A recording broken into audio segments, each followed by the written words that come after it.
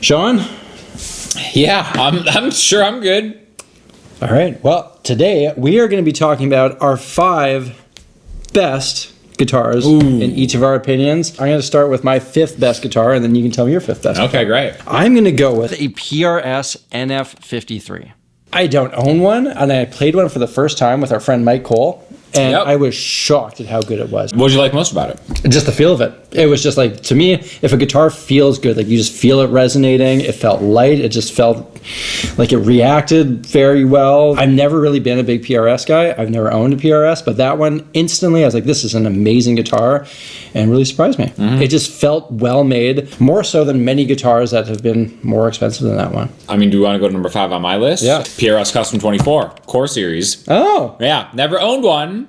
Little pricey, I guess that would be the knock, but it's like you understand why it is. I think that the PRS Custom 24 is probably the best mass manufactured guitar. Wow. This is awesome. It just, like you said, it just feels good. They play pretty fast for me. Like, I felt like I was better at guitar because of it.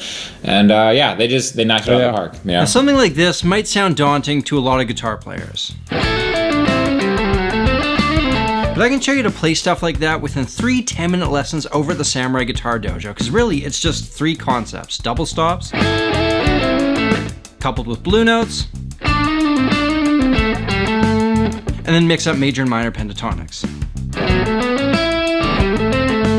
See, every week over at the Samurai Guitar Dojo, we do a single lesson on a single topic, something that you should be able to get under your fingers with a bit of practice.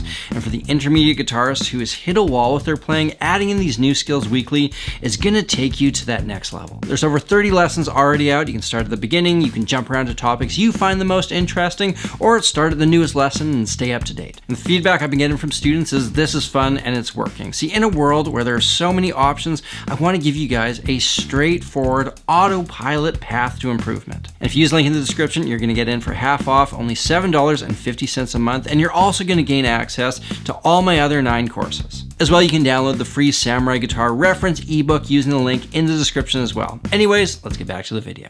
All right, do you want to hear my 4th best guitar? I need to hear it. A custom shop Les Paul. I think you got to have a Les Paul. It's just such a iconic, classic sound. There are certain eras of Les Pauls that go up and down. Like, sometimes it was great, sometimes there were things that were going on that weren't quite as great. I think everything that's ever been made in the custom shop is pretty high quality. I would happily put like a vintage like 58 Les Paul on the list, but I just think it's too expensive. It's not within the realm of anything that anybody could like feasibly afford. Sure. So now, are there any accoutrements that you would put on yours? I personally like the 57 reissues, and that's what mine is. Okay. Any thoughts? I like it. I'm not a Les Paul guy, but very fair. Do you hear my number 4? I do.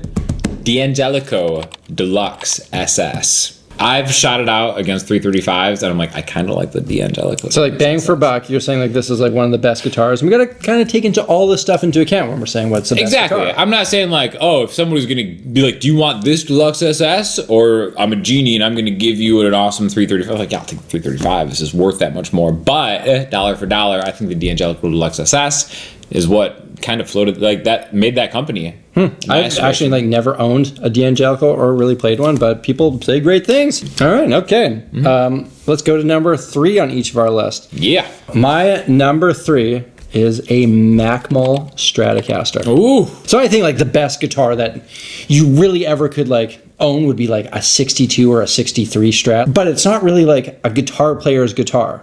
You want to do things to a 63. Like, I've played them before, and some of them have 3-way switches. You'd want to swap that out for a 5-way switch. But you don't really want to do that for something worth so much money. You may be swapping out the pickup, stuff like that. You just wouldn't ever really want to do for a guitar that's worth as much as a pre-CBS Fender. The best Stratocaster that I've ever played that wasn't a pre-CBS Strat, something that's within the realm of affordability. The Macmils that I've played have been like instantly just have felt exceptionally good. They're expensive. They're not cheap, but they're not 1963 Strat expensive. Right. And I think you'll find a lot of things as those are expensive by normal person standards, but like you're saying, this is the best guitar list. Like, right? The best of the best. Yeah. People say the best things in life are free. Yeah. They're wrong about that. These are appropriately priced guitars. We're doing the worst guitars over at Sean's channel too, so make sure you check that out. More on brand for me. So my number 3 Music Man Saber. The Music Man necks, I think, are just like my forever neck. Pickups are great. You can split them in the version I have. The roasted neck is just like so sexy. There's something about that neck that is just like, this is like butter. I feel like I'm a better player when I'm playing it. Yeah, I've been recording an album recently, and it's like I would try different ones, and with the exception of like a Telecaster, which clearly does its own thing, like I was kind of like winning with the Saber over pretty much anything else. Okay, number 2 on my list is a 90s ES-295 reissue. Do you know the 295? I do not. The 295 is like my favorite dream guitar.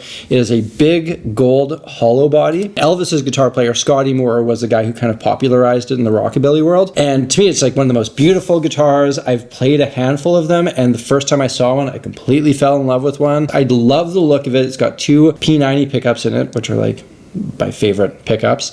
I specifically like the 90s versions because the 50s ones, they tend to like flake and the finish doesn't do super great over time with them, and they really like wear away. Whereas ones from the 90s, still pretty new. I think they're doing something different with the finish so that you have a lot of runway left with them. Like you could use that guitar for another 30 years. They also have Bigsbys on them, which I personally love. You like a Bigsby? I love a Bigsby. Love a Bigsby. Who doesn't? A lot of people don't love Bigsby's. Well, you got to get yourself checked out if that's the case. The 90s ones are also more affordable. They look really, really cool. I love big hollow bodies. For me, it's on my list of things that I need to own at some point would be a 90s ES-295. Love it. Make it happen. One day I will. Dare to dream. Ready for my number 2? Mm-hmm. This might cause some shockwaves. Strandberg. Strandberg. Nice choice. Bowden. I got one of those. Oh, you do? Yeah. That guitar's sick. There's something So about good. that, right? Like, the playability is amazing. Again, the necks are wildly different. Yeah, they're like If you've triangles. it's like, you wouldn't think they would fit so well in your hand. They fit so well, and they like taper so that when you move your hand to play up higher, it like works with that. Yeah, like it really just like, it's so comfortable, and the size of it is just like the ultimate. Just have around, pick up your guitar and play it. And there are a lot of different iterations you can get it. I actually have a 7-string. I got an 8-string. Oh, you got an 8-string? I got an 8-string That's wild. with the true tuning frets. Oh, you got the That's tempered awesome. ones. Yeah. Yeah, so you can get a lot of different iterations. You get the squiggly frets.